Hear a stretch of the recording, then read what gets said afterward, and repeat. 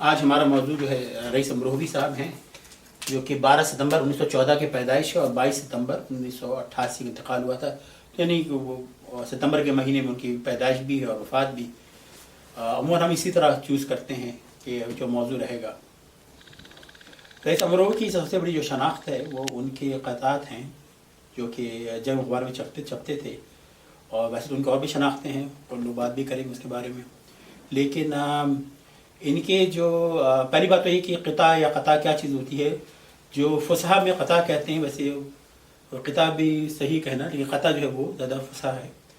تو دو یا دو سے زیادہ شعر اگر ایک ہی مضمون میں ہو اسے قطع کہتے ہیں، عموماً غزل سے لیے جاتے ہیں، لیکن اس کے لیے جیسے غزل میں جس طرح مطلع ہوتا ہے، اسے مطلع ہونے کی ضرورت نہیں ہے۔ تو بنیادی طور پہ دو شعر ہیں، بحر ہوتا ہے اس کے اندر، اور دوسرا اور چوتھا مصرع جو ہے وہ قافیہ اور ردیف کا پابند ہوتا ہے۔ تو انہوں نے تو پہلے قطعات پہلے بھی کہتے تھے، ان کو جو چیز ممتاز کرتی ہے وہ یہ ہے کہ ان کے قطعات جو ہے 1948 سے لے کر 1988 تک، جب تک ان کی وفات نہیں ہوئی، یہ لگاتار جنگ اخبار میں چھپتے تھے۔ اب میں نے سنا یہ تھا، وہ جس کی کہیں سے وہ سند نہیں ملی، کہ جنگ اخبار سے روزانہ 3 قطعات مانگتا تھا، ان میں سے ایک چوز کرتے تھے اور ایک قطع چھپتا تھا۔ تو اب سوچیے جتنے بھی جو چھپے ہیں اس کے انہوں نے شاید 3 گنا لکھے، لیکن مجھے بات یہ اس کی کہیں اس کی وضاحت نہیں ملی کہ ایسے ہی تھا۔ اور یہ پہلے قطعات لکھتے تھے اخبارات میں، لیکن ان کا جو اصل وہ ہوا تھا وہ گاندھی کی وفات پہ ہوا تھا۔ جب گاندھی کے جب قتل ہوا تھا تو اس دن انہوں نے اپنا جو قطع لکھا تھا، اس کے فوراً بعد جو قطع لکھا تھا، اس کے اندر جو ہے وہ لوگوں نے اتنا پسند کیا پھر کہ فیصلہ یہ ہوا کہ یہ روزانہ جو ہے قطع لکھیں گے۔ وہ جو قطع جس پہ گاندھی کا جو قطع لکھا تھا، جس پہ کوئی سلسلہ شروع ہوا، جس نے امید زیست تھی باندھی، لے اڑی اس کو موت کی آندھی، گالیاں کھا کے گولیاں کھا کے مر گئے اف مہاتما گاندھی۔ تو اس کے بعد انہوں نے ایک سلسلہ شروع کیا۔ ان کے جو دلچسپ بات ان کے قطعات میں، پہلی بات تو یہ ہے کہ قطعات جو ہے، کیونکہ یہ 2 شعر کے لکھتے تھے، لوگ یہ غلطی سمجھنے لگے کہ قطع کا مطلب ہی ہوتا ہے کہ 2 شعر، ایسا ہے نہیں۔ یہ 3 شعر بھی ہو سکتے ہیں، 10 بھی ہو سکتے ہیں، لیکن اس میں ایک مضمون ایک ہی ہو۔ اور ان کا میں صرف ایک ایگزامپل ملی مجھے ان کی کلام میں کہ جب انہوں نے 2 شعروں سے زیادہ بڑا قطع لکھا تھا، وہ ذوالفقار علی بھٹو کے مرنے پہ انہوں نے لکھا تھا۔ لیکن میں اس میں جو دلچسپ بات ان کی قطعات میں یہ ہے کہ اس میں اس زمانے کے جتنے بھی جو حالات حاضرہ تھی، سیاست تھی، سائنس، ہر موضوع پہ انہوں نے کور کیا ہے، اس کو محفوظ کر لیا انہوں نے۔ سمجھیے کہ ان کو منظوم آپ کو پاکستان کی تاریخ مل جائے گی اس میں، جس میں عام لوگوں کے مسائل کا بھی ذکر ہے، عشق معاشقے بھی ہیں، اور کہیں آپ کو طنز و مزاح میں نظر آئے گا، کہیں پہ بہت ہی سیریس ان کی ٹون ہوتی ہے۔ تو جو کمال ان کا یہ ہے کہ انہوں نے ایک پاکستان کی تاریخ انہوں نے ایک منظوم کر دی۔ اس میں آپ کو، میں جب پڑھ رہا تھا پتہ چلا کئی چیزیں، اچھا گورنر جنرل صاحب کو جی بولتے تھے، رائٹ۔ اسی طریقے سے یہ کہ یا کہ اردو اور بنگلہ کا مسئلہ کتنا پرانا تھا، کتنا شروع ہوا، درمیان میں یہ بھی فیصلہ ہوا تھا کہ اردو بولنے والوں کو بنگلہ سیکھنا لازمی ہے، یہ بھی فیصلہ ہوا تھا کبھی درمیان میں۔ تو کئی چیزیں جو ہمیں پتہ بھی نہیں، بھول بھی گئے۔ کئی ایسے نام آتے ہیں ان کے قطعات میں جو کہ اب معروف ہی نہیں، اس زمانے میں ہوں گے بڑے بڑے نام۔ تو اس طریقے سے انہوں نے پوری تاریخ مرتب کر دی ہے۔ پھر ان کی جو بات یہ ہے کہ ان میں مہاجروں کے جو مسائل تھے، کیونکہ خود انڈیا سے آئے تھے، تو مہاجروں کے مسائل، پاکستان سے جو محبت اور پھر پاکستان میں جو مصیبتیں ان کو ہوئیں، وہ سب کا بڑا ذکر یہ کرتے ہیں اور بہت ہی اچھا کرتے ہیں۔ تو کچھ یہ چیزیں آپ کو میں سناتا ہوں، یہ مختلف آپ ان کے موضوعات تھے، انہوں نے کیا کیا شیئر کہتے ہیں۔ اب دیکھیے ایک آپ کو شیئر سناتا ہوں، اس کا رہے گا آج کہاتے سے کوئی تعلق حالات حاضرہ سے نہیں ہے، لیکن یہ ہے، مجھ سے دنیا کو توقع ہے غزل خوانی کی، وہ روش اے دل مرحوم کہاں سے لاؤں، جھنجھناتے ہوئے اشعار تو کہہ سکتا ہوں، کھنکھناتا ہوا حلقوم کہاں سے لاؤں۔ کیونکہ لوگ گا کے سناتے ہیں نا، اس زمانے میں شروع ہو گیا تھا یہ، سوچیے ذرا، یہ شروع کے 10 سالوں میں ہے ان کی، 1948 تک کی اس میں۔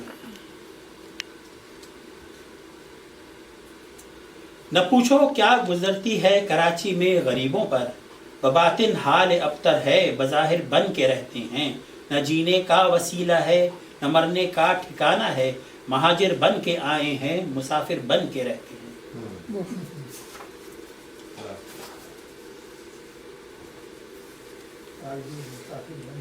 अब्रे बहार ने कल याद वतन दिला दी, ठीक है। अब याद वतन अमरोहा को याद कर रहे हैं ना, कराची के अंदर है। अब्रे बहार ने कल याद वतन दिला दी, बादल के साथ मैं भी बेइख्तियार रोया।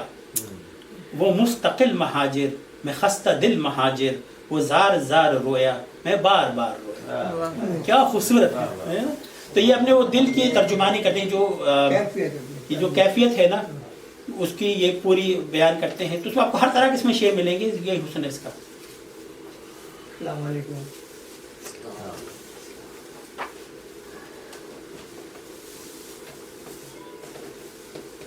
अच्छा,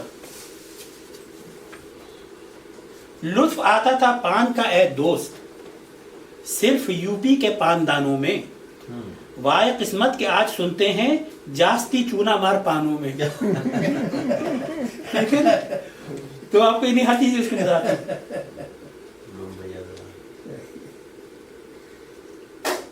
वो हालात हाजिर ने तस्वीर बड़े अच्छे लेते थे। किसी इंग्लिश नवाज ने यूं की तेरी मट्टी पलीद ए उर्दू, क्यों ना मासिद इसे करे लायक, नेशनल लैंग्वेज है उर्दू। लैंग्वेज ठीक है ना। उर्दू का जनाजा भी तो। अब जनाब ये सुनिए जरा, अब इसमें मेरे लिए एक इल्म समझ नहीं पता था। शौहर जो हुए आज़िम लाहौर तो बेगम, बोली कि खुदा रा किसी धोखे में न आना, मंजिल के एवज गुलशन फिरदौस ना ले जाए, तुम पाक एयरवेज से लाहौर ना जाना। ठीक है ना। अभी पाक एयरवेज कोई होती थी, अभी मुझे पता भी नहीं था पाक एयरवेज का। तो पाक एयरवेज से लाहौर ना जाना, तो ये तो उस जमाने में हुआ ये था कि पाक एयरवेज के बहुत हादसात हो रहे थे, उस पर उन्होंने लिखा था। जनाब सुनिए, आप आइए, आपको शेर अच्छा सुना देता हूँ। शौहर जो हुए आज़िम लाहौर तो बेगम, बोली के खुदा आरा किसी धोखे में न आना, मंजिल के एवज गुलशन फिरदौस ना ले जाए, तुम पाक एयरवेज से लाहौर ना जाना।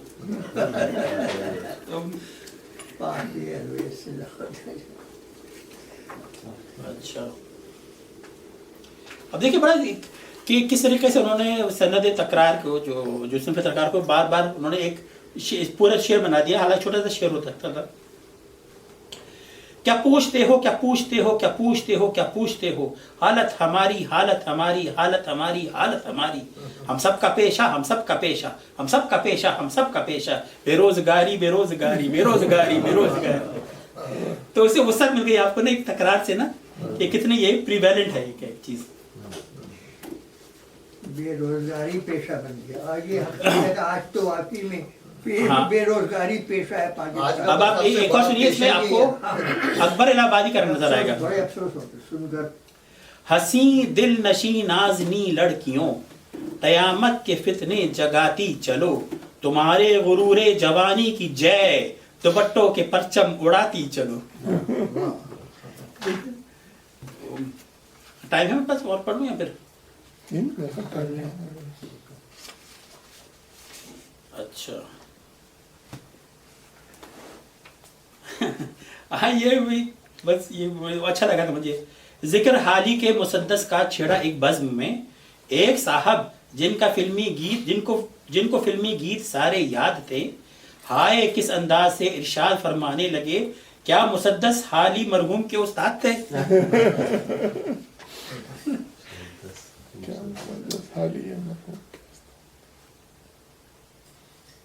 कल रात एक क़यामत कुबरा गुजर गई, खफ्ता नसीब डर से न सोए तमाम रात, कोसा महाजरीन ने बादल को रात भर, बादल महाजरीन पे रोए तमाम रात। बादल महाजरीन पे रोए तमाम, कितना खूबसूरत।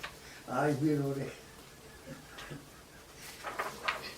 अच्छा, अब यहाँ उस जमाने में जब नया नया पाकिस्तान के इंडिया क्रिकेट मैच शुरू हुआ था, टेस्ट मैच पाकिस्तान ने इंडिया के खिलाफ किया था, तो उन्होंने उस पर शेर लिखे थे, और आज तक वही हालत है जो उस वक्त थी।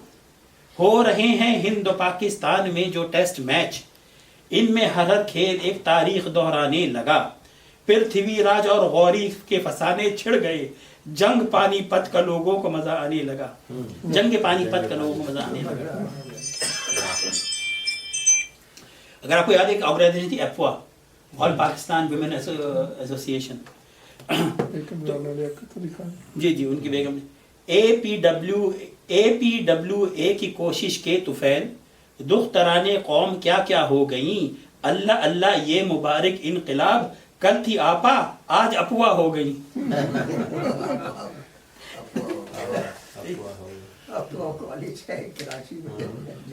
अब फिर इसमें एक और सुनिए, थोड़ा से रहता हूँ। मैं कहाँ ए दोस्त वो दरबार शाहाना कहाँ, मैं कहाँ ए दोस्त वो दरबार शाहाना कहाँ, बार गए खास में कैसे कदम रखे अवाम, वो वजीर इब्ने वजीर इब्ने वजीर इब्ने वजीर, मैं गुलाम इब्ने गुलाम इब्ने गुलाम इब्ने गुलाम। तो सनद तकरार। हाँ, अच्छा देखिए वही बात है, हर तरह के मौजूद पे आती है इसमें। हाय वो खाक नशी जो ए वजे बिस्तर नाज, जेर सर हाथ धरे हाथ पे सो जाते हैं, कितने ऐसे हैं कि रहते हैं महल में बेखाब, कितने ऐसे हैं कि फुटपाथ पे सो जाते हैं।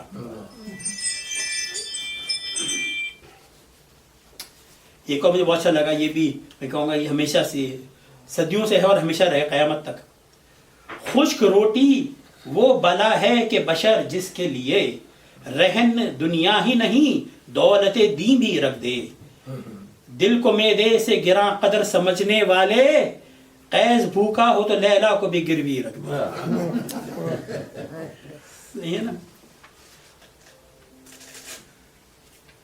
और आखिर में ये इनका ये मुसावात का ज़माना है, ख़त्म तफरीक जुज़ो कुल कर दो, झोपड़ों में अभी अंधेरा है, कोठियों के चराग गुल कर दो।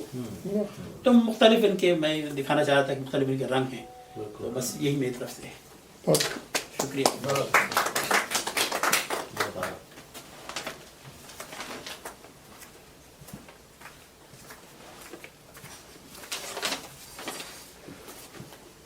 अस्सलाम वालेकुम।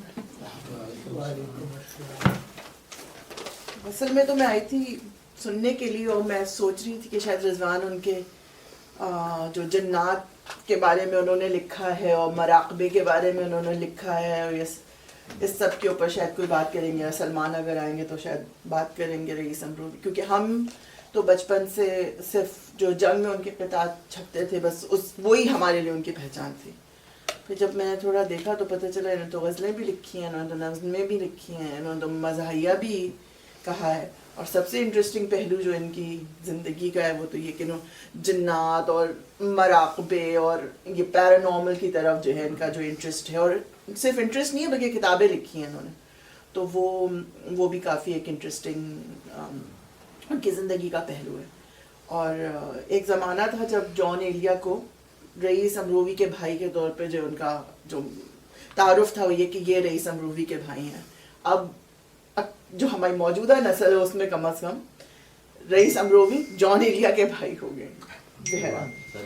तो रईस अमरूवी साहब की एक मशहूर नज़्म है जो कि शायद आपको ना भी पता हो कि वो उनकी है, लेकिन उसका एक मिसरा तो सबको ही आता है।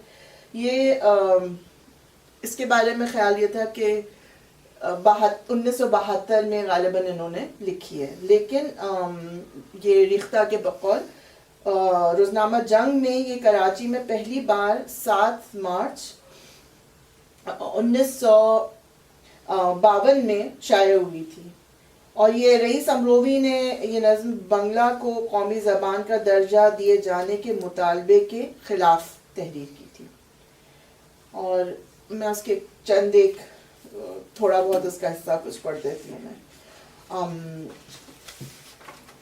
क्यों जान हज़ीं ख़तरा मोहूम से निकले, क्यों नाले हसरत दिले मग़मूम से निकले, आंसू न किसी दीदे मज़लूम से निकले, कह दो कि न शिकवे लब मग़मूम से निकले, उर्दू का जनाजा है ज़रा धूम से निकले। अब जिनको नहीं भी पता कि रईस अमरूवी ने लिखी है उर्दू का जनाजा है ज़रा धूम से निकले, ये तो मेरे ख्याल में सबको ही ये मिसरा ये आता। और जहाँ हम सुनते हैं लोगों को अजीब व गरीब उर्दू में बात करते हुए तो किसी ना किसी के मुँह से ज़रूर निकलता है। ये पूरी लंबी नज़्म है, इसका कुछ थोड़ा बहुत हिस्सा मैं और पढ़ देती हूँ। اے تاج محل نقش بہ دیوار ہو غم سے، اے قلعہ شاہی یہ علم پوچھنا ہم سے، اے خاک اودھ فائدہ کیا شرح ستم سے، تحریک یہ مصر و عرب و روم سے نکلے، اردو کا جنازہ ہے ذرا دھوم سے نکلے۔ سایہ ہو جب اردو کے جنازے پہ ولی کا، ہوں میر تقی ساتھ تو ہمراہ ہو سودا، دفنائے اسے مصحفی و ناسخ و انشا، یہ فال ہر ایک دفتر منظوم سے نکلے، اردو کا جنازہ ہے ذرا دھوم سے نکلے۔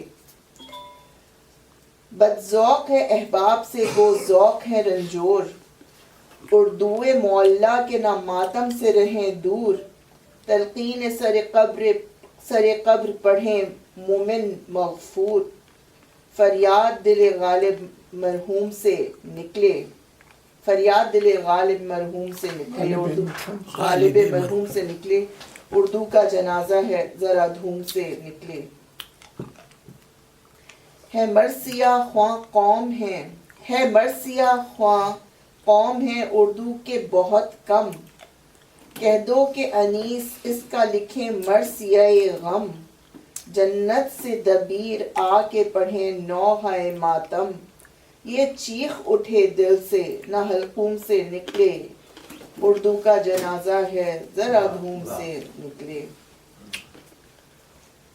اس لاش کو چپکے سے کوئی دفن نہ کر دے، پہلے کوئی سر سید اعظم کو خبر دے، وہ مرد خدا ہم میں نئی روح تو بھر دے، وہ روح کے موجود نہ معدوم سے نکلے، اردو کا جنازہ ہے ذرا دھوم سے نکلے۔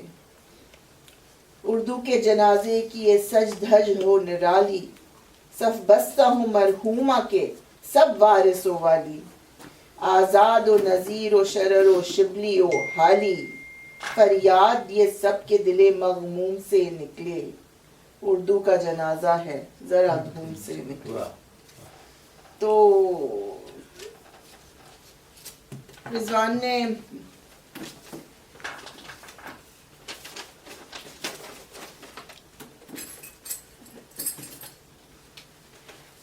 ان کی ایک آدھ میں ان کا ایک پڑھ دیتی ہوں، اور جیسے رضوان نے کہا کہ مہاجروں کی جو حالات تھے ان کے اوپر ان کا دل اڑتا تھا اور کچھ نہ کچھ لکھتے رہتے تھے، اور ایک ان کا میں قطع پڑھ دیتی ہوں۔ یہ کس نے کہا رئیس کراچی میں آج کل کچھ بھی نہیں ہے زہرے مصیبت کے گھونٹ ہیں، جب غور کریں کراچی کے مجھے لگتا ہے حالات ایسے ہی ہیں آج کل، اور یہ کس زمانے میں لکھی گئی ہے، میں ہمیں 49 وغیرہ میں لکھی تھی غالباً۔ کس نے کہا رئیس کراچی میں آج کل کچھ بھی نہیں ہے زہرے مصیبت کے گھونٹ ہیں، کس چیز کی کمی ہے ہمارے دیار میں، مفلس ہیں اہل زر ہیں مہاجر ہیں اونٹ ہیں، مفلس ہیں اہل زر ہیں مہاجر ہیں اونٹ ہیں۔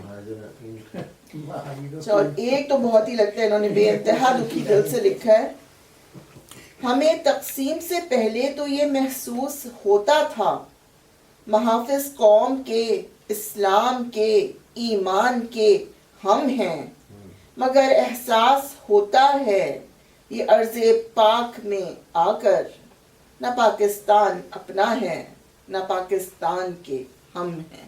بہت ہی ایک جیسے دکھی دل سے یہ اس طرح کی بات کہہ رہے ہیں، اور وہ دکھی دل کی آواز تو اب دکھائی دے رہی ہے، بس اب انہوں نے اپنے حساب سے دیکھیں کتنی اچھی دور بینی ان کی۔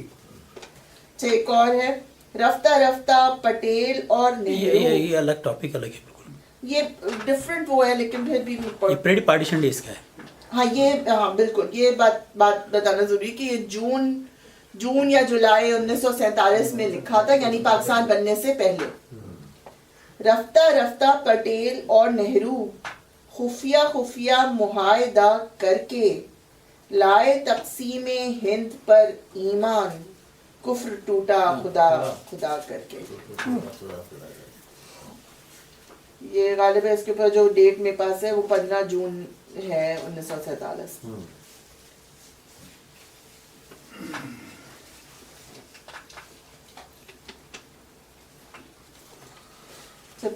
جو 1965 کی جنگ تھی اس کے بعد انہوں نے یہ لکھا تھا. کانٹے میں یہ پھول تولتا ہے، ہر شہد میں زہر گھولتا ہے. آل انڈیا ریڈیو کی کیا بات ہے، آل انڈیا جھوٹ بولتا ہے. چلیں، ویسے تو بہت سارے ہیں، اور یہاں پہ وہ ذوالفقار علی بھٹو جو انہوں نے مینشن کیا تھا وہ بھی ہے، لیکن میرے خیال میں بس میں یہیں پہ ذوالفقار علی بھٹو سنا دوں. بھٹو بھی زندہ ہے. یہ اصل میں نے شامل کیا تھا کہ قطع جو ہے صرف 2 شعروں کا نہیں ہوتا، اور ان کی صرف واحد مثال ہے کہ انہوں نے یہ 6 اشعار کا قطع لکھا ہے نا. اس میں یہ ذوالفقار علی بھٹو کی موت میں لکھا تھا.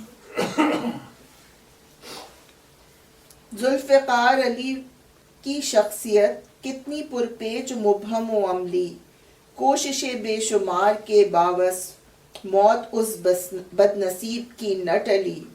باوجود تدبر و تدبیر کچھ نہ پیش قضا کسی کی چلی. فیصلہ اب ہے وقت کے ہاتھوں، کٹ گئی زندگی بری کہ بھلی. بعض اسرار ہیں ہنوز خفی، بعض آثار ہیں رئیس جلی.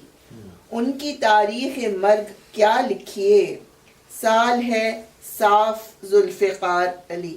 یہ جو وہ اپنے مراقبے اور جو کیلکولیشنز وغیرہ کرتے تھے نا، زائچے وائچے ویسا، تو اس کے حساب سے انہوں نے کچھ ذوالفقار علی بھٹو کی تاریخ مرگ کو انہوں نے کچھ کیا تھا، تو وہ صاف ذوالفقار علی ان کا وہ نکلا. بہرحال تو بس بہت شکریہ. آئیے نا انور بھائی. السلام علیکم. حسینی صاحب نے تو جو باتیں بتا دی وہ بڑی مکمل تھی گفتگو آپ کی.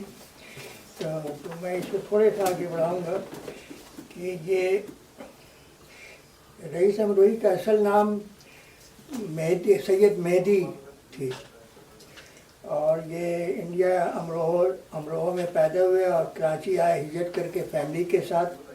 ان کے بھائی جون ایلیا تھے اور کمال امروہی تھے، اور بہن زائدہ حنا تھی.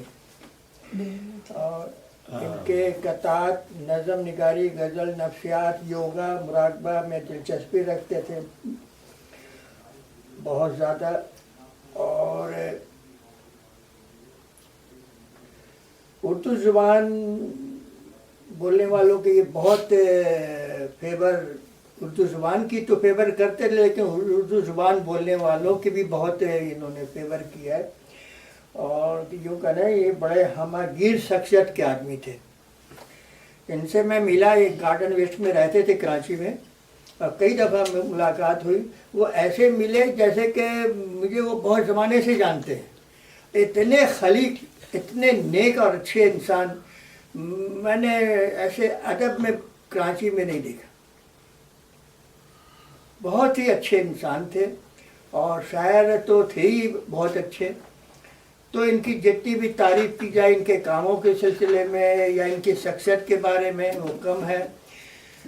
اردو کے لیے انہوں نے بہت کام کیا ہے.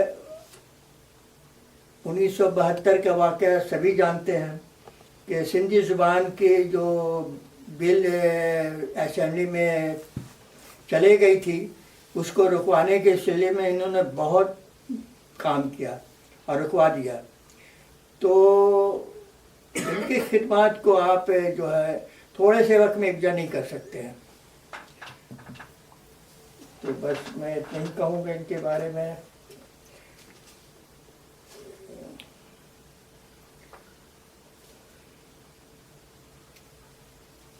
چلیے شکریہ بہت بہت. کمال نقوی صاحب.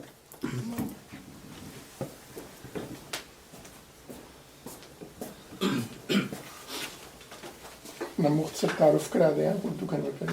یہ دوسری بار آئے. میں جی آپ سے ملاقات کے بعد پچھلے ہفتے میں یہاں حاضر ہوا تھا، تو کچھ لوگوں سے ملاقات ہوئی تھی. بہرحال میں نیا ہوں، میرا نام کمال نقوی ہے. میں یہیں ڈالس میں ہوں کافی عرصے سے. یہاں بہرحال اردو کا نہیں آ سکا پہلے، لیکن پچھلے ہفتے آیا تو بہت اچھا ایکسپیرینس ہوا، اور بڑی اچھی روبسٹ قسم کی محفل تھی. بہت لوگوں سے کئی چیزیں سیکھنے کو ملی.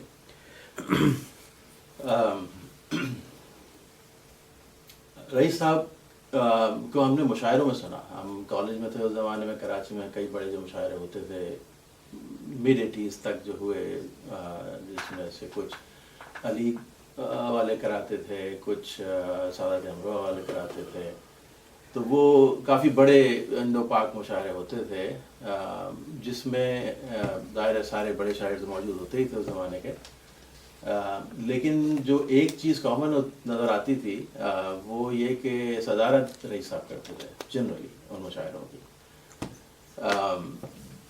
وہ میرے خیال میں سینئر بھی تھے اور بہرحال شاعر تھے، اچھے پائے کے شاعر تھے. تو صدارت میرے خیال میں اس وجہ سے ان کے پاس آتی تھی کہ وہ سب سے سینئر بھی تھے. اس کا ایک نقصان ان کو یہ ہوتا تھا کہ جب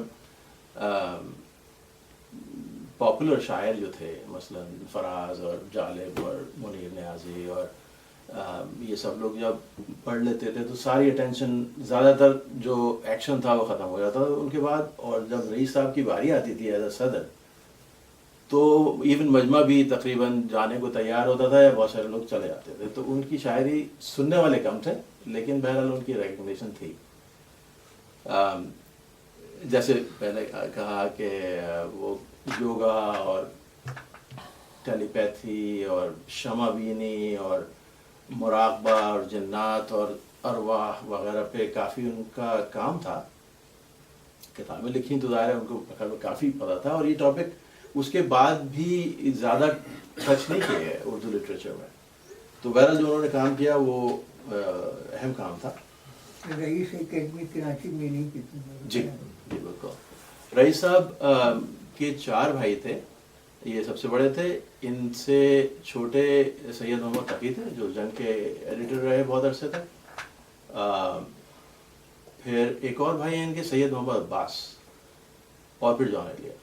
تو اور زاہدہ ہینا جو تھیں وہ جان علیہ کی بیگم تھیں. تو کمال مروی کا آپ نے ذکر کیا، وہ ان کے کزن تھے. کزن جی. اور جو فلم ڈائریکٹر بھائی ہونا، کزن بھائی ہو. ان کے خالہ یا پھوپھی کے بیٹے تھے. تو ایک میں ان کی غزل سناتا ہوں آپ کو کہ خاموش زندگی جو بسر کر رہے ہیں ہم، خاموش زندگی جو بسر کر رہے ہیں ہم، گہرے سمندروں میں سفر کر رہے ہیں. اور صدیوں تک اہتمام شب ہجر میں رہے، صدیوں تک اہتمام شب ہجر میں رہے، صدیوں سے انتظار سحر کر رہے ہیں. واہ، بہت خوبصورت. اور ذرے کے زخم دل پہ توجہ کیے بغیر، ذرے کے زخم دل پہ توجہ کیے بغیر، درمان درد شمس و قمر کر رہے ہیں. یہ کافی کنٹمپرری شعر بھی ہو جاتا ہے جب چاند پہ جا رہے ہیں لوگ. اسی مضمون کا شعر ہے کہ ذرے کے زخم دل پہ توجہ کیے بغیر، درمان درد شمس و قمر کر رہے ہیں. ہر چند ناز حسن پہ غالب نہ آ سکے، ہر چند ناز حسن، ہر چند ناز حسن پہ غالب نہ آ سکے. صحیح. کچھ اور مارکے ہیں جو سر کر رہے ہیں ہم، اور صبح ازل سے شام ابد تک ہے ایک دن، صبح ازل سے شام ابد تک ہے ایک دن، یہ دن تڑپ تڑپ کے بسر کر رہے ہیں ہم. اور کوئی پکارتا ہے ہر ایک حادثے کے ساتھ، کوئی پکارتا ہے ہر ایک حادثے کے ساتھ، تخلیق کائنات دیگر کر رہے ہیں ہم. اور اے عرصۂ طلب کے سبک سیر قافلوں، اے عرصۂ طلب کے سبک سیر قافلوں، ٹھہرو کہ نظم راہ گزر کر رہے ہیں ہم. और लिख लिख के अश्क व खून से हिकायात ज़िंदगी, लिख लिख के अश्क व खून से हिकायात ज़िंदगी, आराइश किताब बशर कर रहे हैं हम। और तखमीन हवादिस तूफ़ान के साथ साथ, तखमीन हवादिस तूफ़ान के साथ साथ वतने सदफ में वज़न गौहर कर रहे हैं हम अपनी ज़िंदगी तो बसर कर चुके रईस, हम अपनी ज़िंदगी तो बसर कर चुके रईस, ये किसकी ज़ीस्त है जो बसर कर रहे हैं। बहुत शुक्रिया। शुक्रिया।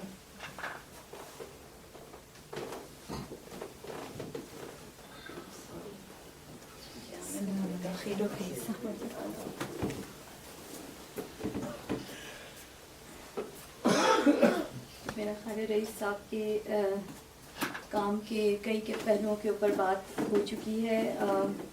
मुझे उनके काम की 3 जो खूबियाँ आप कह सकते हैं या 3 उनकी कैरेक्टरिस्टिक्स कह सकते हैं, तो उन पर मैं बात करना चाहूँगी। एक उनकी कसीरुल कलामी, जिसे आप कह लें कि जूद गो तो वो थे ही, लेकिन आई थिंक जूद गोई का मतलब शायद ये होता है कि आप फ़ौरन मिसरे पे गिरा लगा सकते हैं। जूद का मतलब जल्दी होता है, जो जल्दी कह दे, फ़ौरन कह दे, लेकिन उससे मुझे नहीं पता उनको कहने में कितना वक्त लगता था, लेकिन उनका कलाम बहुत ज़्यादा है, वॉल्यूम, यानी प्रोलिफिक शायद जिसे हम कह सकते हैं ना। बसियार को मुझे लगता है बसियार को एक नेगेटिव कॉनोटेशन है, हाँ, उसकी नेगेटिव कॉनोटेशन है, तो I didn't want to use that term. तो अंग्रेज़ी में तो इसे प्रोलिफिक पोइट कहते हैं, जो कि बहुत ज़्यादा लिखता हो। तो एक तो उनके कलाम का ये पहलू है। दूसरा उनके कलाम का पहलू उनके कलाम की आफाकियत या टाइमलेसनेस है, जो कि मुझे लगता है कि जो चीज़ें उन्होंने 1947-48 में लिखी थी वो बिल्कुल उसी तरह आज भी वो वैलिड हैं, और उनका इतलाक़ होता है पाकिस्तान के हालात के ऊपर और उसके जो कुछ पाकिस्तान में हो रहा है या दुनिया में हो रहा है। और तीसरा उनका हिस्से में ज़ाबी है, जिसमें उनके नसरी मज़ामीन भी आ जाते हैं और कुछ उनके ज़ाती लताइफ भी हैं, और कहीं कहीं कलाम में भी जो तंज़ का पहलू है। तो उनके इन 3 बातों के ऊपर बहुत थोड़ा बोलूँगी। तो जो सबसे पहले जो ये इनके कलाम की खूबी के कसरत कलाम जो है, तो ये सुल्ताना महर की किताब का मैं अक्सर जिक्र करती हूँ, सुखनवर का। तो सुल्ताना महर अभी भी हयात हैं, आई थिंक इंग्लैंड में कहीं रहती हैं। उन्होंने ये पाकिस्तान के सारे कंटेम्प्रेरी शोरा के ऊपर लिखा है, उनसे इंटरव्यूज़ भी किए हैं और उनके बारे में तहकीक भी की है। तो उन्होंने रईस अमरोवी को लखपति शायर कहा था, ये उनको जो था वो, और उन्होंने नहीं कहा था, उन्होंने कहा था उनके हमअसर शोरा उनको लखपति शायर कहते थे, क्योंकि सुल्ताना महर का ये दावा है, उनकी किताब में लिखा हुआ है, किताब में साथ लाई हूँ, कि उन्होंने लाखों शेर कहे हैं। तो ये बात अगर शायद आपको याद हो कि मैंने एक दफ़ा उर्दू घर में भी पोस्ट किया था ये सवाल, तो उर्दू घर में हमें सवाल पोस्ट करने की इजाज़त नहीं है, लेकिन उस समय मुझे रूल्स पता नहीं थे, तो मैंने ये जो है सवाल रेस किया था। तो अब मेरा ख्याल है अब जो है शायद उसका सही प्लेटफॉर्म है कि क्या वो वाकई लखपति शायर थे, लखपति इन द सेंस कि क्या उन्होंने लाखों शेर कहे हैं। क्या उन लोगों ने ये भी कहा कि उन्होंने शायद उर्दू ज़बान में सबसे ज़्यादा शेर कहे हैं, जिस पे तिलमीज़ बहन ने कहा था कि शायद मीर अनीस और मीर जो दबीर थे उन्होंने उनका काम ज़्यादा है, उनके जो अशार उन्होंने ज़्यादा तादाद में कहे हैं। तो फिर किसी ने कहा कि देखिए वो 40 साल तक रोज़ाना एक कथा लिखते रहे, तो 40 साल बहुत बड़ी मुद्दत होती है। तो हम मैथ के लोग हैं, तो we did some quick math and we multiplied 40 by 365 and then multiply by 2, क्योंकि हर उनके कपलेट में कते में 2 शेर होते थे, तो ये तकरीबन 30,000 शेर बनते हैं। तो अब ये 30,000 शेर लाखों तो ना हुए, और फिर उनका ज़ाहिर दीवान भी है जिसमें कई शेर हैं जो कि गज़लों के हैं, जो क़तात का नहीं है। तो अगर दीवान को भी मैंने फिर पढ़ा देखा, तो मुझे लगता है कि शायद उन्होंने 70-80 हज़ार शेर कहे हों, शायद लाखों नहीं कहे। तो लाखों से मुराद ज़्यादा, बहुत ज़्यादा। तो लेकिन उनको लखपति शायर कह रहे हैं। अगर आप किसी को लखपति कह रहे हैं तो उसके बाद लाख तो होने चाहिए ना। तो हाँ, तो इल्म का दरिया थे, राइट। लेकिन बहुत सारे इल्म देखे, योगा, मराकबा और शायरी और शायरी, ये सारे इल्म है ना जी। लेकिन अगर मैं सुल्ताना बीबी का आपको वो पैराग्राफ पढ़ के सुनाऊँ, तो उन्होंने ख़ास तौर पे उनके कसरत कलाम का जिक्र किया है कि सबसे ज़्यादा उनका वॉल्यूम ऑफ पोइट्री है। तो आई जस्ट वांटेड कि ये एक रिसर्च का टॉपिक है کہ واقعی کس کا سب سے زیادہ والیوم آف پوئٹری ہے. تو کیا وہ واقعی رئیس امروی تھے؟ تو پھر کسی نے کہا انور شعور بھی بہت سالوں سے لکھ رہے ہیں, تو اگر ہو سکتا ہے ان کے پاس یہ ٹائٹل رہا بھی ہے اور لقب کنٹمپریری ہم یہ دور حاضر کے شعراء میں, تو مے بی کوئی انہیں سرپاس کر دے. اور کسی نے جاوید اقبال نہیں, وہ کون ہے اقبال بھول گئی میں, ظفر اقبال, ان کا نام لیا تھا کہ انہوں نے بھی بہت شعر لکھے ہیں, لیکن مجھے نہیں لگتا کہ اتنے لکھے ہیں. تو بہرحال یہ ان کے کلام کا پہلو جس کے بارے میں بات کرنا چاہ رہی تھی. اور پھر لوگوں نے یہ بھی کہا کہ انہوں نے بہت کلام لکھا جو اپنے نام سے نہیں چھپایا. تقریباً ان کا 1/4 کلام ایسا ہے جو انہوں نے لوگوں کو لکھ کے دے دیا.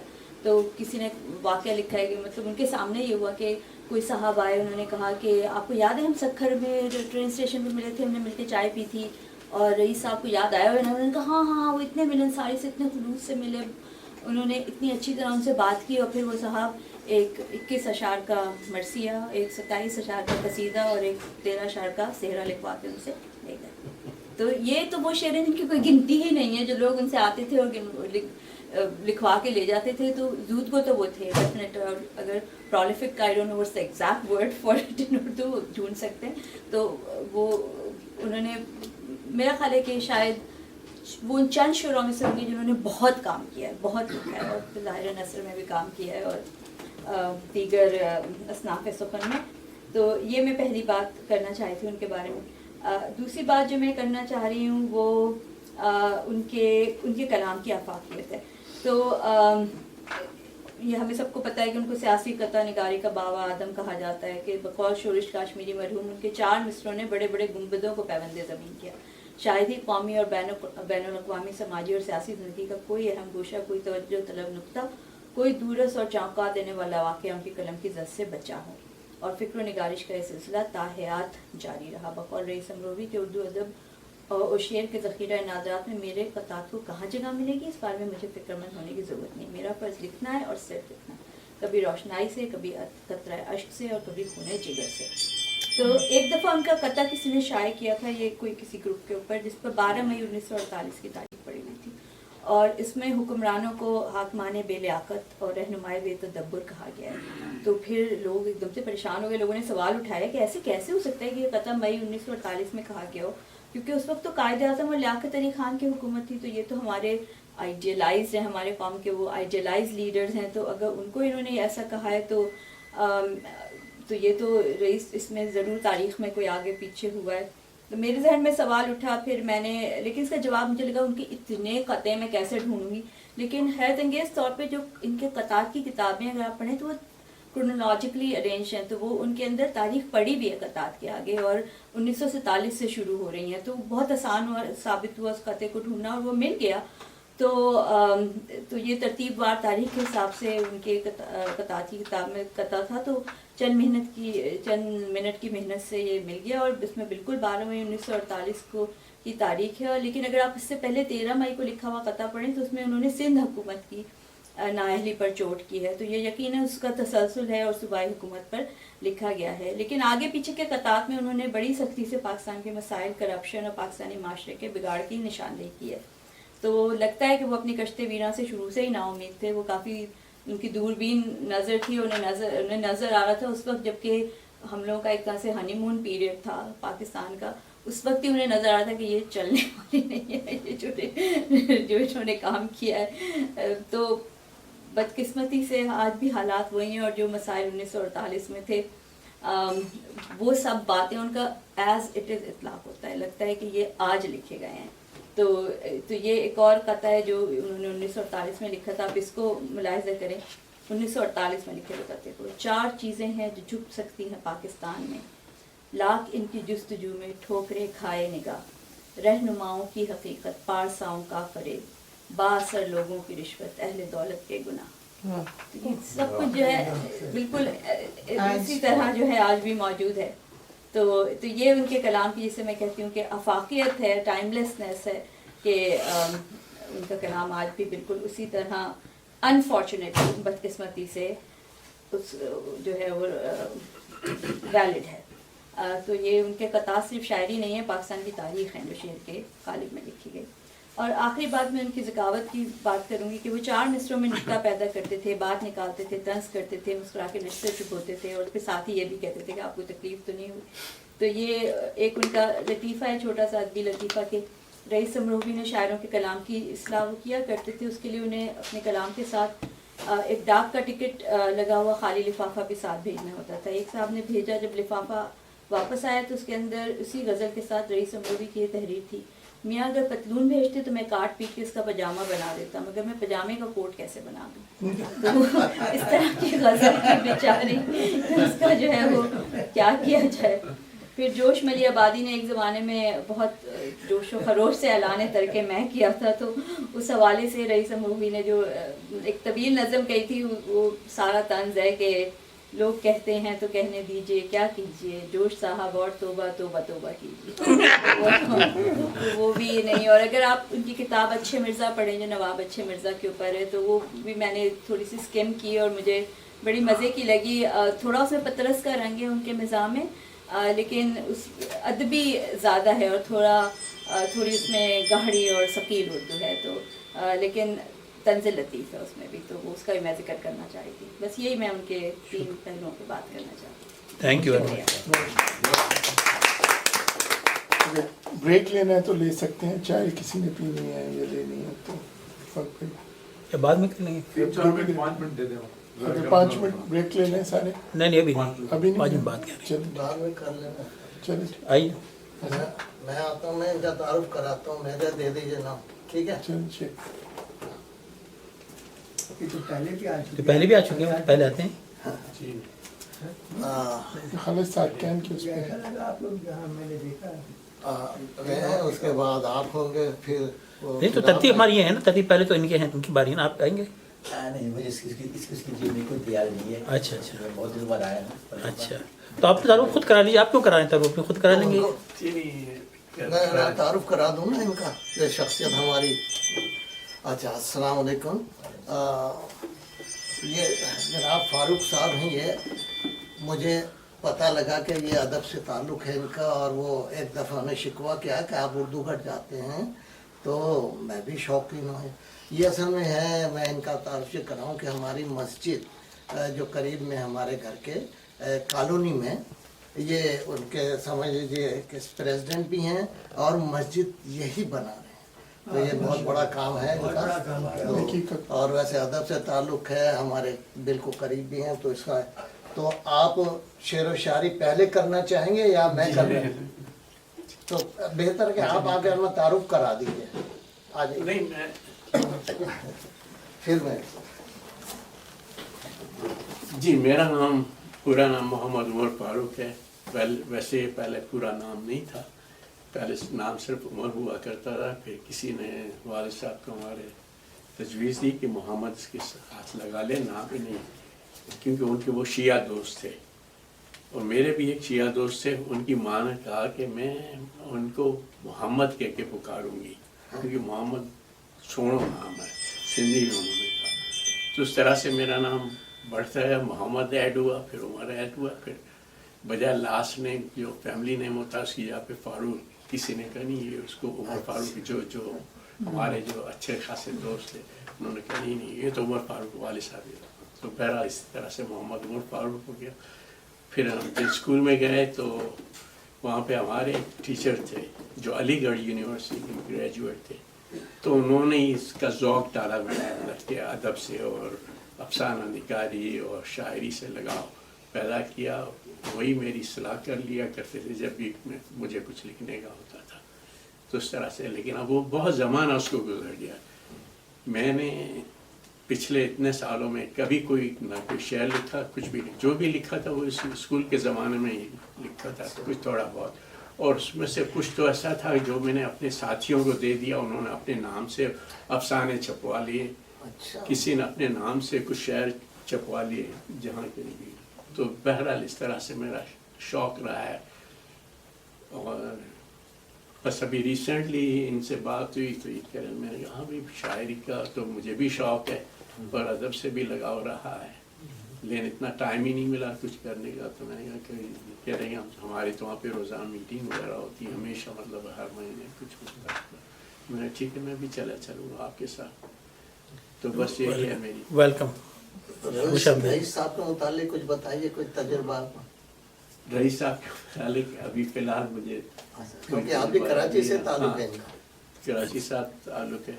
रईस का सिर्फ मुझे जो एक चीज़ जो याद आती है वो मेरे ख्याल से जंग के अंदर इनके खतात आते थे। जो कथा इनके छपा करते वो मैं बड़े शौक से पढ़ा करता था और काफ़ी इंटरेस्टिंग होता था। लेकिन चलिए शुक्रिया ना, बहुत बहुत शुक्रिया नवाज़ फारूक साहब। चलो बहुत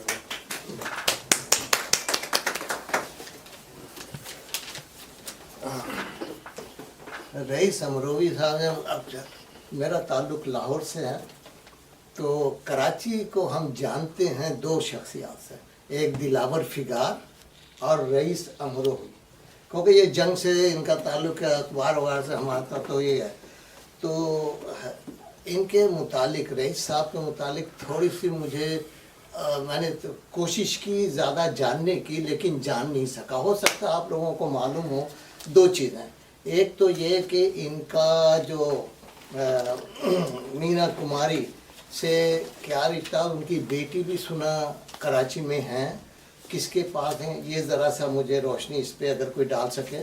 दूसरी चीज़, इनका जो इनको शहीद किया गया, कत्ल किया गया, उसकी क्या वजूहात थी, कोई अगर वाक़यात को आप लोग कोई बयान कर सकें तो ये करना चाहता हूँ। वो सियासी बन जाएगी ना, यहाँ बात नहीं हो सकती। चले, बहरहाल मैंने इनका देखा कि इनके कलाम में ज़्यादातर कराची को उजागर किया है इन्होंने, महाजिरीन के ऊपर ज़्यादा कहा जितना मैंने पढ़ा। हालांकि बहुत इनकी किताबें हैं बहुत। अब इनका जो कहते हैं कि जी ज़्यादा जो है मशहूर है या सबसे ज़्यादा काम किया उन्होंने कतात पे किया। और इनका एक मैंने नई चीज़ देखी कि हर कते के साथ इन्होंने उन्वान दिया हुआ है इनकी किताब में। अब मालूम नहीं कि ये इनकी इख्तिरा है या कोई या होता है इसके साथ ऐसा। तो बहरहाल कुछ चीज़ें मैंने इनकी नोट की, कुछ अशार मुझे पसंद आए। अब मालूम नहीं कितना वक्त है मेरे पास, तो मैं उनको आपके सामने पेश करना चाहता हूँ। अर्ज़ किया है, कहने लगे कि हमको तबाही का गम नहीं। बहुत प्यारा शेर है, बहुत प्यारा शेर है। कहने लगे कि हमको तबाही का गम नहीं, मैंने कहा वजह तबाही यही तो है। वाह, हम लोग हैं अज़ाब इलाही से बेखबर, बेखबर अज़ाब इलाही यही तो है। क्या खूबसूरत शेर, क्या ज़बरदस्त। और मुलाज़ा हो, ए अज़ीज़ाने मसलहत अंदेश, तुमने इस पर भी गौर फरमाया, जंग जुई से तुमने क्या खोया, खाना जंगी से तुमने क्या पाया। और शेर है, जहाँ हो फितना हंगामा शर की फरावानी, जहाँ हो फितना हंगामा शर की फरावानी, वहाँ अहले दिल का सकून नायाब तो होगा। नहीं अंदेशाए सैलाब हम साहिल नशीनों को, जहाँ दरिया रवा होगा वहाँ सैलाब तो होगा। बिल्कुल सही। और शेर है, मलकुल मौत से टकरा के रईस, मलकुल मौत से टकरा के रईस, देखना है कि कहाँ गिरते हैं हम, कहाँ गिरते हैं, सॉरी, मलकुल मौत से टकरा के रईस, देखना है कि कहाँ गिरते हैं हम, के इस शहर के बाजारों में सर हथेली पे लिए फिरते हैं। ये वैसे तस्वीर कशी है कराची की। जुदाई में ये शर्त ज़ब्त गम मार डालेगी, जुदाई में ये शर्त ज़ब्त गम मार डालेगी, हम उनके सामने ये है, सॉरी ये मैं उनके कतात की बात कर रहा हूँ, कता एक है, जुदाई में ये शर्त ज़ब्त गम मार डालेगी, हम उनके सामने कुछ देर रो लेते तो अच्छा था, बहारों से नहीं जिनको तवक्को लाल वो गुल की, वो अपने वास्ते कांटे ही बो लेते तो अच्छा था, वो अपने वास्ते कांटे ही बो लेते तो अच्छा था। अच्छा, इनके मज़ाहिया भी एक कई चीज़ें हैं इनकी और काफ़ी शोहरत याफ्ता है, तो कुछ एक दो अशार उनके मज़ाहिया में نے لکھے ہیں, ملاحظہ فرمائیں. ہم نے ڈالی سماج پر جو نظر, ہم نے ڈالی سماج پر جو نظر, لوگ بیزار آگاہی نکلے, کچھ حقیقی افیم چی دیکھے, کچھ حقیقی افیم چی دیکھے, کچھ سیاسی افیمی نکلے. واہ واہ واہ, سیاسی افیمی نکلے. ایک اور شعر ہے, عہد نو میں زندہ رہنے کی مصیبت کم نہیں, عہد نو میں زندہ رہنے کی مصیبت کم نہیں, ڈیوٹیاں ہر روز بھگتانے کا ہرگز دم نہیں, مجھ کو انکم ٹیکس والوں کا ذرا بھی غم نہیں, ٹیکس کس کے گھر سے لاؤں گا اگر انکم نہیں. اچھا, یہ قطعات ہیں, 3 میں نے لکھے ہیں. ایک پہلا اس کا عنوان انہوں نے مسافر لکھا ہے. اب یہ کتاب والوں نے کیا ہے, یہ اس پہ بھی آپ روشنی ڈالیے گا. قطع 1 نمبر 1, منزل کا نشاں ہے نہ پتہ راہ گزر کا, منزل کا نشاں ہے نہ پتہ راہ گزر کا, دل ایک مسافر ہے گزر گاہ سفر کا, باندھا تو ہے کم وقت میں سامان سفر کا, لیکن نہیں کھلتا کہ ارادہ ہے کدھر کا. واہ. دوسرا قطع ہے, اس کا ہے اونٹ. کس نے کہا کہ شہر کراچی میں آج کل, کس نے کہا کہ شہر کراچی میں آج کل کچھ بھی نہیں ہے زہر مصیبت کے گھونٹ میں, کچھ بھی نہیں ہے زہر مصیبت کے گھونٹ میں, کس چیز کی کمی ہے ہمارے دیار میں, مفلس ہیں اہل زر ہیں مہاجر ہیں اونٹ ہیں. کس چیز کی کمی ہے ہمارے دیار میں, مفلس ہیں اہل زر ہیں مہاجر ہیں اونٹ ہیں. یہ سب تو انہوں نے ایک جگہ اکٹھا کر دیا. اور ایک اور ہے قطع, اس کا ہے پرمٹ, اس کا عنوان, بیگم ہے ہند میں تو میاں سندھ میں مقیم, بیگم ہے ہند میں تو میاں سندھ میں مقیم, دونوں کو ہیں فراق کے شکوے نصیب سے, کیا قہر ہے ان کی ملاقات کے لیے, پرمٹ ہے شرط وہ بھی ملے گا رقیب سے. واہ واہ واہ واہ. طارق بھائی, سارے حالات طارق ہے. حالات حاضرہ پہ بہت اچھا لکھا کرتے تھے. دیکھو سارے حالات کی کتابیں لے کے بیٹھ جائیے, بس مصروف رہیے. حاضرین السلام علیکم. رئیس نمرگی کے بارے میں صرف میں اتنا کہوں گا کہ میں اپنا بچپن ان کے ساتھ کچھ وقت لیے گزارا. وہ اس طریقے سے کہ میرے والدہ سے ان کی خط و کتابت تھی, اور میں سمجھتا تھا, وہ سمجھتی تھی کہ میں بگڑ جاؤں گا, تو مجھے ہدایت ملتی تھی زبردستی کہ جا کے ان کے پاس بیٹھا کروں. تو میں ان کے جو رنچھوڑ لائن اور کیا نام ہے, نہیں اس گارڈ نہیں, رنچھوڑ لائن اور سولجر بازار, ان دونوں کے بیچ میں ایک فلیٹ تھا, وہاں ان کا قیام تھا. اچھا, فلیٹ کی بات جی, فلیٹ میں تھی. تو میں ان کے پاس بیٹھا تھا, تو انہوں نے مجھے سکھایا کہ دیکھو ایک علم ہوتا ہے سیلف کلچر کا, تو کس طریقے سے ہوتا ہے. تو مختصر یہ کہ میں نے دیکھا کہ ان کے پاس جو کتابیں تھیں جس پہ وہ کام کر رہے تھے, جس پہ وہ خط و کتابت کرتے تھے, وہ عالم ارواح پہ تھا, ہپناٹزم پہ تھا, اور کیا نام ہے ان کے بھول رہا ہوں میں, روحانیت پہ تھا, اور جنات پہ تھا. اچھا, مجھے ان کی وجہ سے بیٹھنے تھوڑا شوق جو ہو گیا مجھے کہ ہم بھی کچھ سیکھیں. تو سیکھنے کے لیے مجھے انہوں نے کہا کہ ایسا کرو کہ گلاس میں آدھا گلاس پانی لو اور اس کو غور سے دیکھو. اچھا, 1 دن دیکھو, 2 دن دیکھو, 3 دن دیکھو. دیکھنے کے بعد تمہیں جو معلوم ہوگا کہ کوئی چیز اس کے اندر حرکت کر رہی ہے, یہ تمہارے دماغ کا عکس اس میں آئے گا. میں لگا رہا کوشش میں, 1 دن ہوا, 2 دن ہوا, 3 دن ہوا, نہیں سمجھ میں آیا. کہہ رہے نہیں, ایسے نہیں, تم کو کمرہ بند کر کے ایک جوئی ہو کے سارے خیالات کو ایک طرف کر کے تم کو اس طرف جو ہے اپنی توجہ مرکوز کرنی ہے, اب تک کچھ ہے. تو میں نے ان سے پوچھا اس کا فائدہ کیا؟ کہنے اس کا سب سے بڑا فائدہ یہ ہے کہ تم کسی کے دماغ کو پڑھ سکتے ہو آسانی سے جو تمہارے سامنے ہوگا.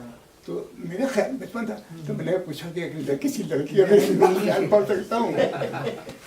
کہنے بدتمیز، ہم تمہارے کو کچھ اسی لیے ہم سکھا رہے ہیں. سمجھے، آئندہ اس قسم کی بات نہیں کرنا. تمہاری امی سے ہمارے اچھے رشتے ہیں، لہٰذا تم آؤ، سیکھو، بیٹھو، جو تم چاہو ہم تمہارے کو دینے کو تیار ہیں. تو بہرحال تو ان کے ساتھ جو تھا تو پھر انہیں مجھے کچھ چیزیں دی جو میں آپ کو بتا دوں کہ وہ ان کا وہ سوال نامہ تھا جو دیا کرتے، جو مجھے بھی دیا. جاتا ہے بچپن میں آپ کے استاد مزاج کیا تھی؟ ضدی، چڑچڑے، خاموش، نرم مزاج، شریر، کاہل، ڈرپوک، بہادر یا کیسے؟ اس زمانے میں آپ کی صحت کا کیا حال تھا؟ بچپن میں آپ کو موافق ماحول ملا یا ناموافق؟ والدین اور خاندان بزرگاں سلوک آپ کے ساتھ کیسا تھا؟ بچپن میں آپ پر پابندیاں آئی تھیں یا آزادی نصیب تھی؟ 14-15 سال کی عمر تک آپ سے کوئی ایسا گناہ سرزد ہوا جس کا تصور آج بھی آپ کے لیے تکلیف دہ اور شرمناک ہو؟ کوئی خوفناک واقعہ، جرم یا ذہنی تجربہ پیش آیا ہے؟ شروع میں آپ نے اپنے مستقبل نسبت کس قسم کے تصورات، جذبات اور تاثرات رکھتے تھے، اور آج آپ کے ذہن میں آئندہ زندگی کی نسبت کیا منصوبے ہیں؟ آج کل آپ کی جسمانی صحت کیسی ہے؟ آپ عام طور سے کن امراض میں مبتلا ہوئے ہیں؟ نیز موجودہ سماجی ماحول، معاشی حالات اور جذباتی کیفیت کیا کیا ہیں؟ آپ عام طور پر کس قسم کے خواب دیکھتے ہیں؟ تو اس طریقے سے ان کے تقریباً جو ہے 15-16 سوال ہیں، جس کے بعد وہ کرتے یہ تھے کہ آپ کو سیلف کلچر ٹریننگ کی کورس کراتے تھے. سو یہ کورس جو تھا ان کے پاس بذریعہ ارسال خط و کتابت سے تھا، اور اس میں ابتدائی مشق دی جاتی تھی. ان کا یہ اصرار تھا کہ خط و کتابت میں پوری رازداری برتی جاتی ہے. آپ نجی نوعیت کے خطوط، آپ کے نوعیت کے خطوط تلف کر دیے جاتے ہیں. عذرائے کرم جواب حاصل کرنے کے لیے جوابی لفافہ ارسال کیا کریں اور اپنا پتہ صاف الفاظ میں لکھا کریں، اور جوابی لفافہ ڈاک کا ٹکٹ ضرور لگایا کریں. آپ کے علم ہے کہ دنیا بھر میں نفسیاتی علاج اور تعمیر اور تنظیم اور شخصیت کی مدت 3 سال سے کم نہیں ہے. نصاب تعمیر اور تنظیم اور شخصیت بھی 6 ماہ کے 6 اسباق پر مشتمل ہے. یہ نصاب سانس، اضطراب، محاسبہ، مراقبہ، از خود نویسی اور تربیت خیال و توجہ کی مختلف مشقوں کے ذریعے مکمل ہوتا ہے. تو یہ ان کا ایک کورس تھا جو وہ کراتے تھے، جو اس کا میں بھی کرتا تھا. لیکن یہ جو ایک سب سے بڑی جو ان کی وجہ سے ہمیں نقصان ہوا، کیونکہ میں ان پر بہت تجربہ بھروسہ کرتا تھا. میں نے ایک خواب دیکھا اور میں نے ان کا اسے تعبیر پوچھا. خواب میں نے یہ دیکھا کہ قمر 2 ٹکڑے ہو کے پھر جڑ گیا. تو مجھے سمجھ میں نہیں آئے تو میں نے ذکر کیا. تو انہوں نے مجھ سے کہا کہ تمہارا 2 خاندان آپس میں جلد ہی مل جائے گا، بچھڑے میں مل جائیں گے. بچھڑے میں مل جائیں گے. سن کے خاموش ہو گیا. پھر ایک اور خواب دیکھا کچھ دن کے بعد، اس کا بھی ہم نے پوچھا. تو وہ خواب تھا کہ 2 تاریخ کی صبح کو ایک چاند نکلے گا. دن کو دیکھیں چاند نہیں نکلے گا، 2 تاریخ کو صبح کو ایک چاند نکلے گا. اس کی روشنی اتنی منور ہوگی کہ لوگ دن اور رات کو بھی دیکھیں گے. تو یہ دیکھ کر کے میں یہ خواب کی تعبیر پوچھی.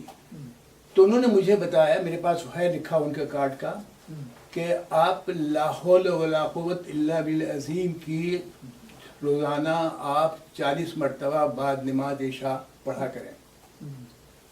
اور میں نے پڑھنا شروع کیا. نتیجتاً انہوں نے کہا کہ ہاں بیچ میں آپ اس کو پتہ نہیں کیجیے گا، آپ چلتے رہیے گا.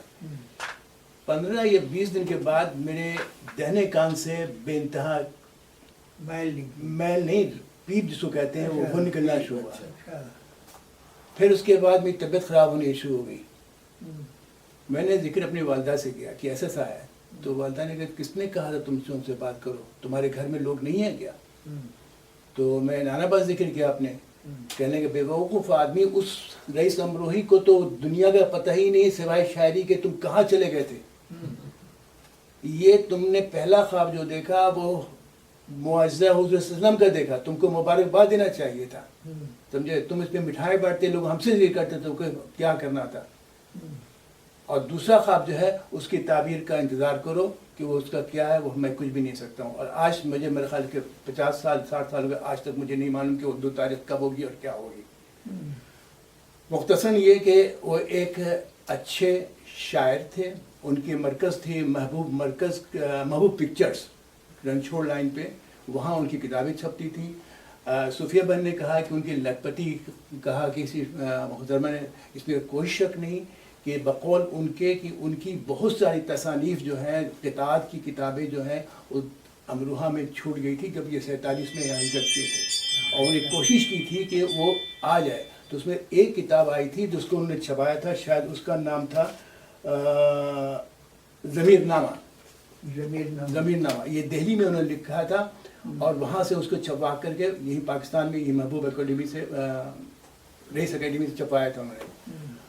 उसके बाद दूसरी बात ये है कि जो मैं कहना चाह रहा था, जहाँ से निकल रही है बात, कि आपकी बात, मैं चश्मे-दीद गवाह हूँ, और लियाकताबाद में भुट्टो साहब ने सिंधी की जब उन्होंने तहरीक शुरू की 1972 में, तो लियाकताबाद में एक फसाद शुरू हो गया, ज़बरदस्त फसाद, और उस फसाद का नतीजा ये हुआ कि लोग मरना शुरू हो गए, शहीद मतलब नौजवान लियाकताबाद के जी 4-5 ही मरे थे। और उस वक्त वहीं पर एक कोने पे हमदर्द फाउंडेशन की हकीम सईद की ज़मीन थी, लियाकताबाद 10 नंबर पे आज भी है, उसमें उनको दफनाया गया।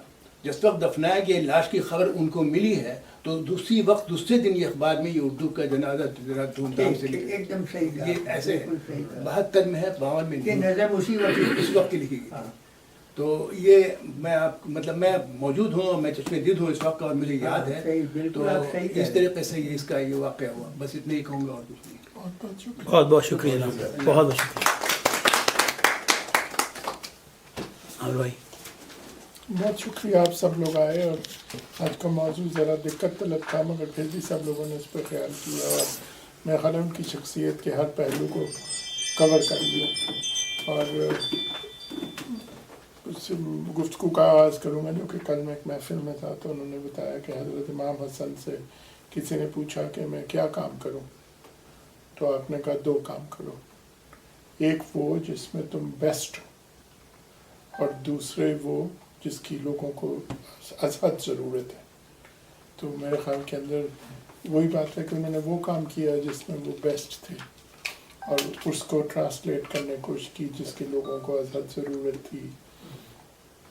ये एक बहुत बड़ा मौजू है कि इसमें पाकिस्तान में मुख्तलिफ राय लोग, जब पाकिस्तान बना, सबसे बड़ी मिसाल तो इसकी फैज़ अहमद फैज़ की है कि ये दाग उजाला, ये सब कजीदा सहर, वो इंतज़ार था जिसका, ये वो सहर तो नहीं। और ये सिर्फ एक नज़्म ही नहीं थी, वो बिलीव करते थे और वो चेंज करना चाहते थे जो मुल्क के अंदर हो रहा था, और वो सारा रावलपिंडी कॉन्स्पिरेसी केस वगैरह और जनरल आज़म तो पाकिस्तान में थे। इसमें अगर आप लोग पढ़ना चाहें और एक आप रुख देखना चाहें पाकिस्तान का, तो मेरा ख्याल है उसमें सबसे अच्छी किताब है फ्रॉम प्लासी टू पाकिस्तान, जो कि सिकंदर मिर्ज़ा के बेटे ने लिखी है। और वो अपने एक तो पूरा वो जो है इस्लाम के ख़िलाफ़ जो फ़ौज के अंदर था और किस तरह चल रहा था, वो सारा बयान करता है, और फिर अपने वालिद साहब की बात करता है किस तरह सिकंदर मिर्ज़ा की क्या अप्रोच थी और उसी के साथ गुंदी हुई फ़ौज की क्या अप्रोच थी जब पाकिस्तान बना। तो ये एक तरह से सैड सिचुएशन है। इसके ऊपर एक और जो है बड़ी अच्छी गुफ्तगू अगर आपने यूट्यूब पे देखनी हो तो एक थिंकर्स फोरम है ब्लैक होल, उस पर भी डॉक्टर हूद भाई की अच्छी है, जो कि कह रहे हैं कि नेहरू ने दर्जन किताबें लिखी हैं, गांधी ने कितनी किताबें लिखी हैं, मगर कायद आज़म ने एक भी किताब नहीं लिखी जिसमें वो खुल कर बताते हैं कि पाकिस्तान उनके ज़हन में क्या था।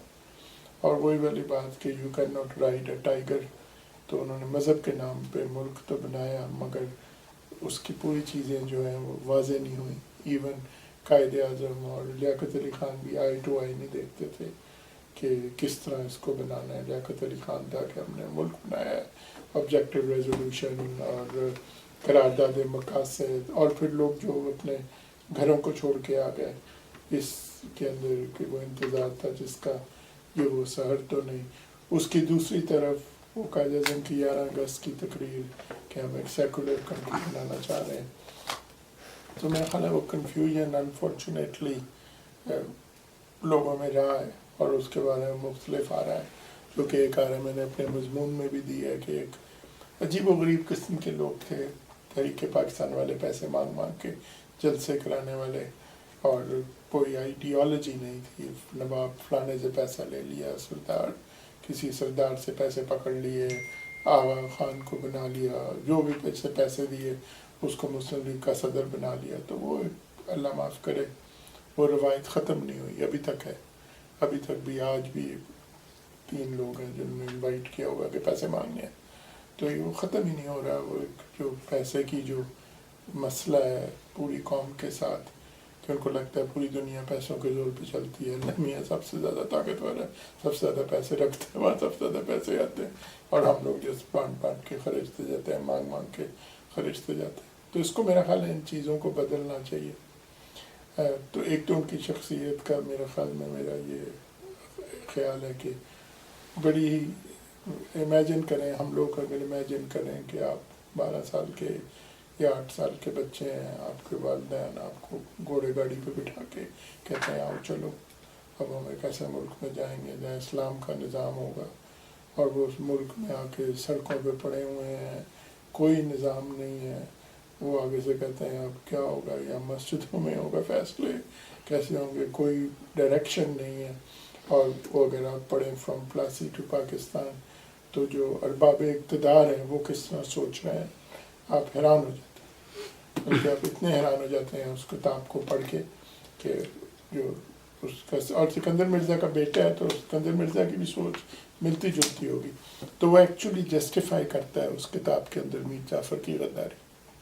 तो वो कहता है कि भाई हमारे जो आबा व अजदाद थे उनको इतने ज़्यादा पैसे मिल रहे थे, वो पागल थे कि अपनी जान मरवा देते, तो उन्होंने तो वही किया जो कि हर एक को करना चाहिए, पैसे मिल रहे हो तो आपको गद्दारी करनी चाहिए। उस किताब में लिखा हुआ है, आपको शर्म आ जाती है कि किस तरह के सोच के हामिल लोग थे जिन्होंने मुल्क चलाने की कोशिश की, और फिर एक तज़ाद था जो क्रिएट हो गया।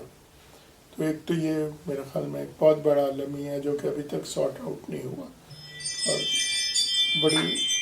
बहुत बड़ा क्रेडिट चाहता है वो जिन लोगों ने उत्तर प्रदेश को छोड़ के कराची में आए और उन्होंने एक फ़िश टाउन को इतना ज़बरदस्त शहर बना दिया कि वहाँ बिल्डिंग्स खड़ी हो गई, वहाँ बैंक आ गए, वहाँ कोई यूनिवर्सिटी नहीं थी, मल्टीपल यूनिवर्सिटीज़ उन्होंने कायम कर दी।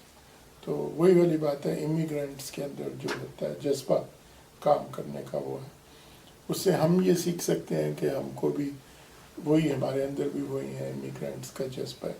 तो हम भी यहाँ अपने तारीख पे अपने निशान छोड़ जाएं और हम अपने कम्युनिटी को आगे प्रमोट करें, और जो चीज़ें हमें नज़र आ रही हैं कि हमारी कम्युनिटी के अंदर और जो तजुर्बे पहले ही नाकाम हो चुके हैं 70 साल पहले, उनको दोबारा ना रिपीट करें कि हम लोग पैसे ले के फंक्शन कराते जाएं और डांस करते जाएं और कोई डायरेक्शन कोई है ही नहीं, ज़ीरो डायरेक्शन है। तो एक तो ये मेरे ख्याल में रईस अमरोगी का एक तरह से पूरा मरसिया है एक लोगों का जो लोग आए, तो बड़ी दुख की बात है और उससे सीखना चाहिए और आगे बढ़ाना चाहिए। हमारे पास इतने ज़्यादा लोग कराची से ही हैं, तो ये उन्हीं से ही दरख्वास्त करनी चाहिए कि लीड करें कम्युनिटी को यहाँ और अपने तजुर्बात को। दूसरा ये कि शायरी के साथ मेरा ख्याल है कि ताल्लुक़ है इस चीज़ का कि शायरों को गालिब ने भी कहा है आते हैं रैब से ये मज़ामी ख़याल में, तो मेरा ख्याल है ये तख्लीकी अमल होता है اس کے اندر کچھ ایسی چیزیں آ جاتی ہیں جس میں آپ کو لگتا ہے کہ میں نے یہ تو نہیں کہا تھا مگر یہ میں نے لکھ دیا، اور اب اس کے علاوہ اگر آپ کو اس کے معنی بھی سمجھ میں آنے لگ جاتے ہیں۔ بلکہ اردو ادب کے اندر سب سے بڑی اس پہ وہ بھی ہوئی ہے تنقید بھی، مگر قدرت اللہ شہاب اور ممتاز مفتی نے یہ پورے پیرانارمل جو فینومیناز ہیں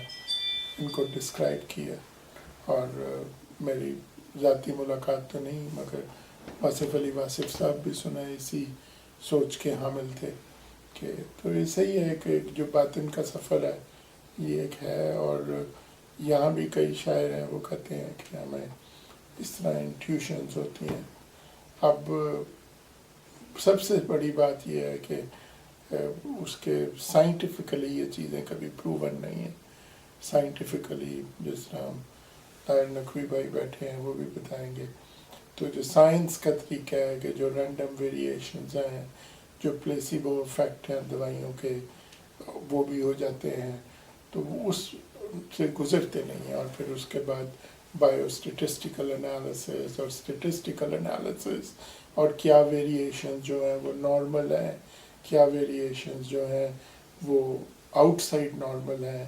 5% probability of something is کسی بھی چیز سے ہو سکتی ہے، تو آپ کا 95% زیادہ کانفیڈنس انٹرول ہونے چاہیے۔ نارمل کیسے ڈیفائن ہوتے ہیں، تو یہ پورا ایک وہ ہے چیز، پورا ایک ہے۔ غامدی صاحب بھی کہتے ہیں کہ مجھے بھی ایکسپیرینس ہوا ہے، جو کہ میں بھی کہوں گا مجھے اپنے لیول پہ بھی کئی دفعہ فیل ہوتا ہے کہ کچھ چیزیں ایکسپیرینس ہوئی ہیں جو کہ بعد میں صحیح نکل آئی ہیں، مگر اب اس کو میرا سائنٹیفک دماغ نہیں مانتا۔ میں تو یہی سمجھتا ہوں، مگر یہ ایک اردو ادب کے اندر یہ ایک جو ہے پوری روایت ہے جس کا انہوں نے بھی میرا خیال ہے ساتھ دیا۔ تو باقی آج کی محفل میرا خیال ہے ہر طرح سے 360 ڈگری سے انہوں نے کور کیا۔ تو آغاز بہت اچھا ہوا، رضوان بھائی نے ان کے قطعات سنائے۔ قطعات کے بارے میں میرا خیال ہے جس طرح رضوان بھائی نے کہا ہے وہ بہترین ہے۔ تو قطعات اور میں آسن ہے، اور لوگ کہتے ہیں روایت یہی ہے کہ ان میں پہلے دو مصروں کو ہم قافیہ ہم وزن ہم قافیہ اور ہم ردیف ہونا ضروری نہیں ہے، مگر جو ہے دوسرا اور چوتھا مصرع وہ ہم ردیف اور ہم قافیہ ہونا چاہیے۔ اس پہ کئی دفعہ بحث بھی ہو چکی ہے، کیونکہ زیادہ تر ہمارے جو ڈیلس میں لکھنے والے ہیں وہ رباعی کی طرز پہ لکھتے ہیں قطع، تو کہتے ہیں اس کو قطع ہی ہے، مگر پہلے دو مصرے ہم قافیہ ہم ردیف ہوتے ہیں اور چوتھا مصرع اس طرح کے رباعی میں ہوتا ہے، مگر رباعی کی بہر نہیں ہوتی تو اس کو قطع کہہ دیتے ہیں۔ تو میرا خیال ہے کہ یہ کوئی اتنی بڑی بات نہیں ہے جہاں تک کہ آپ اپنا مافی و ضمیر بیان کر رہے ہیں، مگر ہمارے اس کے بڑے مستند شعراء نے اس پہ بڑا واویلا مچایا ہوا ہے، مشاعروں کے اندر کھڑے ہو کے یہ قطع نہیں ہے، کیونکہ پہلا اور دوسرا مصرع جو ہے وہ ہم قافیہ ہم ردیف ہیں۔ تو میرا نہیں خیال اس میں کوئی اتنی زیادہ مشکلات ہیں، تو زبان کو آگے بڑھنا چاہیے، آپ کو اپنے خیالات کا اظہار کرنا چاہیے۔ اور رباعی کی بہر میں تو میرا خیال ہے 7 قین کے علاوہ کسی کو بھی میں نے نہیں پڑھا جو کہ رواں ہو جس کے ذہن میں رباعی کی بہر اچھے شعراء بشمول اقبال، تو وہ رباعیات کی بہر میں لکھنا آسان نہیں ہے کہ آپ لکھ دیں اس کو۔ تو دوسرا ان کی میرا خیال ہے شخصیت کا یہ پہلو، ایک تو پارٹیشن کا اور ایک مافوق الفطرت چیزوں کا جو انہوں نے ذکر کیا، اور تیسرا شاعری کے حوالے سے۔ تو میرا خیال ہے ہماری بڑی آج کی اچھی محفل رہی۔ نئے آنے والوں کا بہت بہت شکریہ، اور انشاءاللہ اس طرح ہی اللہ ہمارے اردو گھر کو آباد رکھے انشاءاللہ۔ اور آگے چلتے رہیں۔ شکریہ، بہت بہت شکریہ۔